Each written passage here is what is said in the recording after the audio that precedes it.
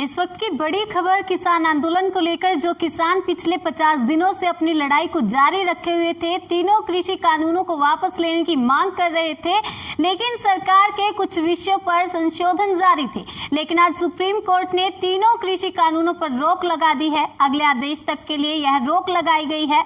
केंद्र सरकार ने जिन कृषि कानूनों को पास किया, उसका लंबे समय से विरोध हो रहा था।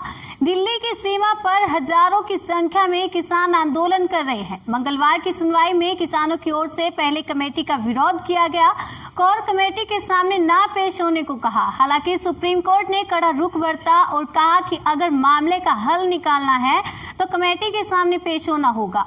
इसी खबर पर ज्यादा जानकारी के लिए मेरे साथ विशेष संवाददाता नकुल जुड़ गए हैं फोन लाइन पर। नकुल, इस वक्त की देश की सबसे बड़ी खबर सामने आ रही है। सर्वोच्च न्यायालय ने केंद्र सरकार द्वारा बनाए गए 3 कृषि कानूनों पर रोक लगा दी है। क्या कुछ जानकारी आपके पास है? देखिए अंजलि, तीनों कृषि कानूनों के विरोध में दिल्ली की सीमाओं पर करीब 50 दिनों से किसान डटे हुए थे। समस्या का समाधान निकाल पाने के लिए केंद्र सरकार भी विफल रहने पर सुप्रीम कोर्ट ने सोमवार को गहरी नाराजगी भी इस पर जताई थी, जो कि आज सुप्रीम कोर्ट ने एक बड़ा फैसला भी दिया।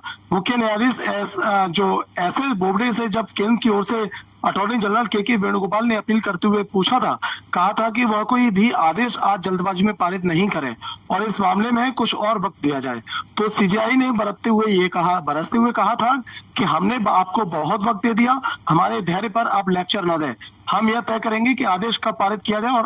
और आज सुप्रीम अदालत ने आज मंगलवार को एक बड़ा फैसला सुना दिया, जो कहीं ना कहीं किसानों के पक्ष में जाता हुआ दिखाई दे रहा है। केंद्र सरकार द्वारा आज लाए गए तीनों कृषि कानून के अमल पर सुप्रीम कोर्ट ने रोक लगा दी है।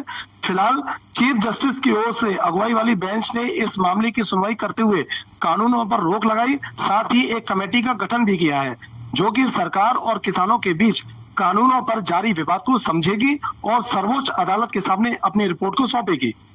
केंद्र सरकार ने जिन 3 कृषि कानूनों को पास किया, उसका लंबे वक्त से विरोध हो रहा था अंजलि जी, लेकिन दिल्ली की सीमाओं पर हजारों की संख्या में किसान आंदोलन कर रहे हैं।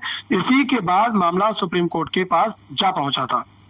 जी नकुल, सुप्रीम कोर्ट ने जिस कमेटी को बनाने का हवाला दिया है, वह कमेटी किस तरह से काम करेगी? कैसे किसानों और सरकार के बीच में मध्यस्थता कर पाएगी? बिल्कुल, देखिए सुप्रीम कोर्ट ने एक कमेटी का गठन किया है। कमेटी की रिपोर्ट जब तक नहीं आ जाएगी तब तक ये कानून जो है तब तक स्थगित रहेगा। मंगलवार की सुनवाई में किसानों की ओर से पहले कमेटी का विरोध किया गया था, लेकिन कमेटी के सामने पेश होने के लिए किसानों ने भी साफ तौर से इनकार कर दिया था।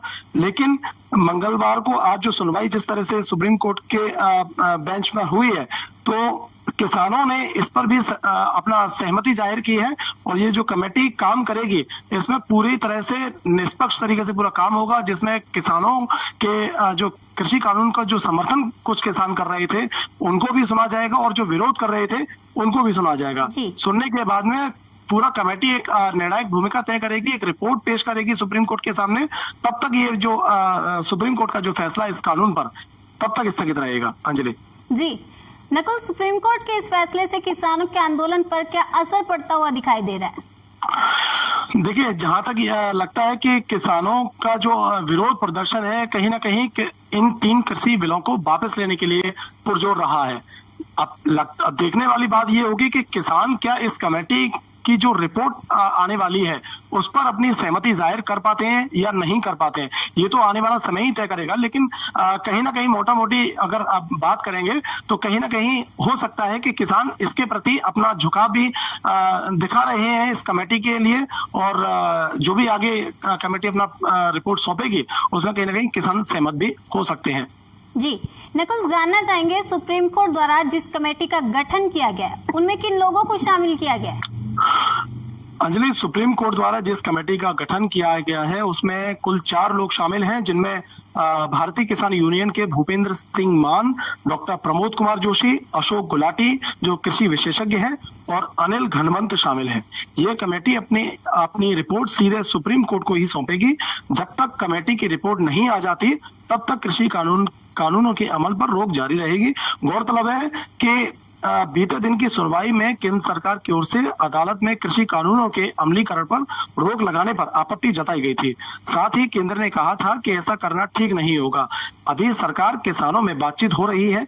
हालांकि अदालत ने ये साफ कर दिया है कि लंबे वक्त से कोई नतीजा नहीं निकल पाया है। सरकार का रुख सही नहीं है किसानों के आंदोलन को देखते हुए।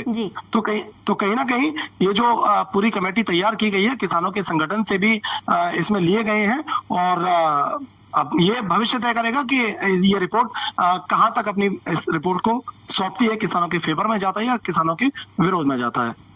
जी नकुल, इस तमाम जानकारी के लिए बहुत बहुत धन्यवाद।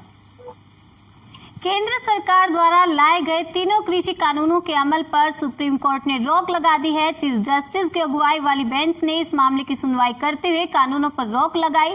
साथ ही कमेटी का भी गठन कर दिया गया है जो कि सरकार और किसानों के बीच कानूनों पर जारी विवाद को समझेगी और सर्वोच्च अदालत को रिपोर्ट सौंपेगी। केंद्र सरकार ने जिन 3 कृषि कानूनों को पास किया है उनका लंबे वक्त से विरोध हो रहा था। दिल्ली की सीमाओं पर हजारों की संख्या में किसान आंदोलन कर रहे हैं। इसी के बाद मामला सुप्रीम कोर्ट के पास जा पहुंचा। मंगलवार की सुनवाई में किसानों की ओर से पहले कमेटी का विरोध किया गया और कमेटी के सामने ना पेश होने को कहा। हालांकि सुप्रीम कोर्ट ने कड़ा रुख बरता और कहा कि अगर मामले का हल निकालना है तो कमेटी के सामने पेश होना होगा। ऐसे में अब कोई भी मुद्दा होगा तो कमेटी के सामने उठाया जाएगा। साथ ही सुप्रीम कोर्ट ने यह भी साफ किया है कि कमेटी कोई मध्यस्थता कराने का काम नहीं करेगी बल्कि निर्णायक भूमिका निभाएगी।